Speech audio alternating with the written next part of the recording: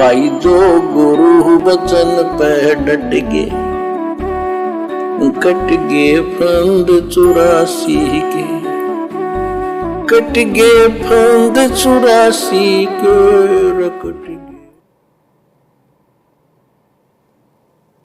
तो आगे बढ़ते हैं परमात्मा के आशीर्वाद से। उस दौरान हमने वहाँ सारा सुख था। जब सुख होता जब बकवाद बाती है। आज जैसे बच्चे स्कूल में पढ़ते हैं और पैसे वालों के बच्चे हैं, वो फिल्म देखेंगे और बकवाद करेंगे, और गरीबा के बच्चे हो बेचारे एंड टू माउथ है, स्कूल कॉलेज जाएंगे अपने घर आ जाएंगे। कितना प्यारा उदाहरण दिया गुरुदेव ने, और बैकग्राउंड में कितनी गहरी शिक्षा है। कहते हैं जब ये सुख होता है तो बकवाद बाती है, बकवाद। जैसे पैसे वालों के बच्चे स्कूल जाते हैं, कॉलेज जाते हैं, कितनी बकवाद करते हैं, फिल्में देखेंगे, घूमेंगे फिरेंगे। और जो गरीबों के बच्चे हैं वो चुपचाप स्कूल जाएंगे और चुपचाप अपने घर पे आ जाएंगे, और अंत में वो सफल होते हैं। तो इसी प्रकार वर्तमान में गुरुदेव भगवान ने इस भक्ति मार्ग पर आप और हमें जो हल्की फुल्की, जो गरीबी में रखा हुआ है, जो निर्धनता में रखा हुआ है, हैंड टू माउथ वाली स्थिति में रखा हुआ है, ये हमारा परम सौभाग्य है। इसको आप जी दुख ना मानना कि मुझे तो इतने साल हो गए भक्ति करते करते, मैंने इतना ज्योति पाठ करा दिया, इतना दान कर दिया, मुझे तो कोई विशेष कोई बरकत दिखाई नहीं दे रही, मैं तो धनी बन ही नहीं रहा। तेरा गुरु तेरे भविष्य के लिए तेरे को इस गरीबी वाली हालत में जानबूझ के रखे हुए हैं, तुझे भक्ति पर सफल करने के लिए। गुरुदेव कह रहे वो गरीबों के बच्चे चुपचाप आते हैं, चुपचाप जाते हैं घर पे वापस, बकवाद नहीं करते। और जो बकवाद नहीं करेगा वो पढ़ाई करेगा, और पढ़ाई करेगा तो सफल होगा, नौकरी लगेगा। और वो पैसों वालों के बच्चे जिनको सुख हैं वो बकवाद करते हैं। तो आज देख लो आपके कोऑर्डिनेटर सतलोक आश्रम मैनेजमेंट हरियाणा, गुरुजी के परिवार, उनके रिश्तेदार, भक्तों को गालियां निकालना, मार पिटाई करना, मुकदमे लगाना, दुनिया भर के पाखंड करना, गुरुजी के तमाम मर्यादाओं को तोड़ना, संगत से तुड़वाना, राजनीति। तो जिनको सुख हो गया वो बकवादों में लग गए। ये सतगुरु का वचन है, साध वचन पलटे नहीं पलट जाए ब्रह्मांड, और साधु बोले सहज सुभाए, साधु का बोले मिथ्या न जाए।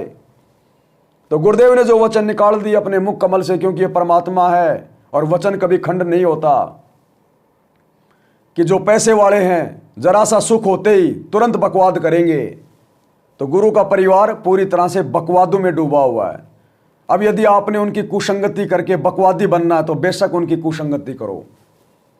और भाई हम सत्सेवक ठहरे, हम गरीब से आदमी, हम जो है बोद्धे से आदमी हैं, अब हमारे पल्ले कुछ है नहीं, तो बकवाद करने के लिए गुरुजी ने कुछ छोड़ा ही नहीं। तो हम चुपचाप अपना भक्ति कर रहे हैं, शांति से अपनी मर्यादा निभा रहे हैं, गुरु महिमा कर रहे हैं, और हम अपना बेड़ा पार करवाने वाली स्थिति में हैं। तो ये विशेष आशीर्वाद, विशेष प्रसाद है ये गुरुजी का, जो आज हम नॉर्मल स्थिति में जी रहे हैं। इसीलिए दास आप लोगों को पहले भी कह चुका है कि गुरु के परिवार और रिश्तेदारों के रूप में पैदा होना इस जीव आत्मा का सौभाग्य भी है, लेकिन दुर्भाग्य सबसे बड़ा है। सौभाग्य तो इसलिए है कि भगवान आपके घर में आया हुआ है, आपको अपने आसपास उसने पैदा किया है, आपको अपने रिश्तेदारों के रूप में जन्म दिया है। सौभाग्य तो यह है कि आप जल्दी से उनको पहचान सकते हो, उनके शरण में आ सकते हो। और सबसे बड़ा दुर्भाग्य यह होता है उन आत्माओं का जो गुरुजी के बेटा बेटी, भाई बंधु, रिश्तेदार या पत्नी के रूप में होते हैं। उनका सबसे बड़ा दुर्भाग्य यह होता है कि वो घर में आए हुए उस परमात्मा को समझ नहीं पाते अंत तक। बेटा अपना बाप मानेगा, औरत अपना पति मानेगी, माता पिता अपना बेटा मानेंगे, रिश्तेदार अपने रिश्तेदार मानेंगे, लेकिन परमात्मा कोई नहीं मानेगा, नहीं मानेगा। अरे गुरुजी के दोनों लड़के दोनों लड़कियां बचपन से रही हैं, अब माता पिता के साथ बच्चे कैसे रहते हैं आपको पता ही है भाई और बहनों। बाप धमकाता भी है, मारता भी है, हर प्रकार की बातें होती हैं। तो आज वो बेटा बेटी कैसे अपने बाप को परमात्मा मान लेंगे? मान ही नहीं सकते। असंभव, इम्पॉसिबल। वो अनारो माई जो पिछले 25-30 वर्षों से एक ही खटिया पे सोई, जिसको लगा कि ये मेरा पति है, इसने तो बच्चे पैदा किए मेरे से मिलन करके, आज वो अनारो माई कैसे अपने उस पति को भगवान मान लेगी? जिस पति के साथ में पत्नी की लड़ाई झगड़ा भी होता है, मनमुटाव भी होता है, मार पिटाई भी होती है, क्योंकि परमात्मा तो एक आम व्यक्ति की भूमिका कर रहे थे। और आम व्यक्ति की भूमिका में आम व्यक्ति परिवार में, समाज में कैसे रहता है? आज वो अनारो माई अपने पति को कैसे परमात्मा मान लेगी? इम्पॉसिबल, मान ही नहीं सकती। वो माता पिता जो आज शरीर छोड़ के जा चुके हैं, हो सकता है दूसरा जन्म ले चुके होंगे, बचपन से परमात्मा उनके बेटे के रूप में रहा, उनकी गोद में रहा। अब बचपन में माता पिता दुखी होके बच्चे को मारते भी हैं, पीटते भी हैं, गालियां भी निकाल देते हैं, हर प्रकार की बातें होती हैं।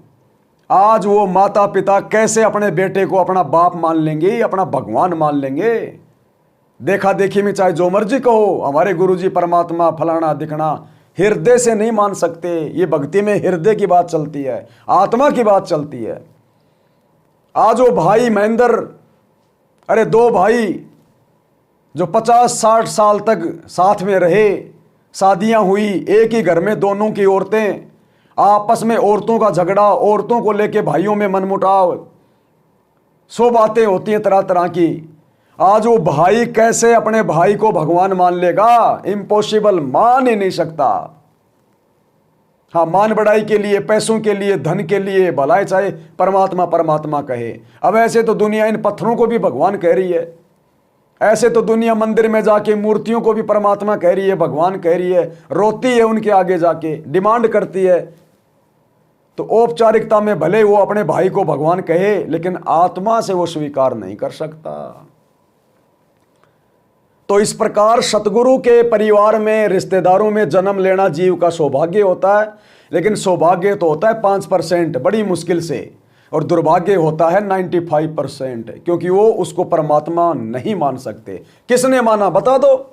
क्या कमाल ने परमात्मा माना? जिस कमाल को अपने बच्चे की तरह पाला पोषा, क्या माना परमात्मा? नहीं माना। क्या 650 साल पहले नीरू नीमा ने कबीर परमात्मा को भगवान माना? उपदेश ही नहीं लिया, लास्ट में जाके ले लिया होगा, लेकिन कभी परमात्मा नहीं माना। अगर मान लेते तो आज उनका पुनर्जन्म नहीं होता। क्या गरीबदास जी के बच्चों ने गरीबदास जी को परमात्मा माना? नहीं माना। क्या नानक जी के बच्चों ने, जयचंद और श्रीचंद ने परमात्मा को परमात्मा माना? क्या नानक जी को भगवान माना? नहीं माना। अलग से नया पंथ शुरू कर दिया उन्होंने, निर्मल पंथ, क्योंकि नानक जी ने गुरु गोविंद सिंह को अपनी गद्दी दे दी थी। इस बात से उनके दोनों बेटे नाराज हो गए और अपने बाप से वो दूर चले गए थे, विमुख हो गए वो अपने बाप से। तो भाई और बहनों, ये इतिहास गवाह है। और कबीर परमात्मा भी कबीर सागर में कहते हैं कि धर्मदास, चारों युगों का इतिहास उठा के देख ले, मेरा पंथ मेरे परिवार वालों से कभी नहीं चला, मेरा पंथ मेरे नाद पुत्रों से चलता है, यानी मेरे वचन के बेटा बेटियों से, मेरे शिष्यों से चलता है। मेरे परिवार वालों से कभी मेरा पंथ नहीं चलता, बिंद वालों से कभी पंथ नहीं चलता। तो सांसारिक दृष्टि में वर्तमान में गुरुजी के बेटा बेटी उनके बिंद वाले हैं, बिंद वाले। तो इनसे कैसे पंथ चलेगा? इस कलयुग की पिछली पीढ़ी में इतना जबरदस्त दबाव है काल का, जब आज से पहले ही नहीं संभाल पाए वो परिवार वाले। तो ये नियम है परमात्मा का। इस ज्ञान को आधार बनाकर हमने इसको स्वीकार करना पड़ेगा, समझना पड़ेगा। जो गुरु बचन पे डट गए, कट गए फंद 84 के, कट गए फंद 84 के, कट गए फंद 84 के।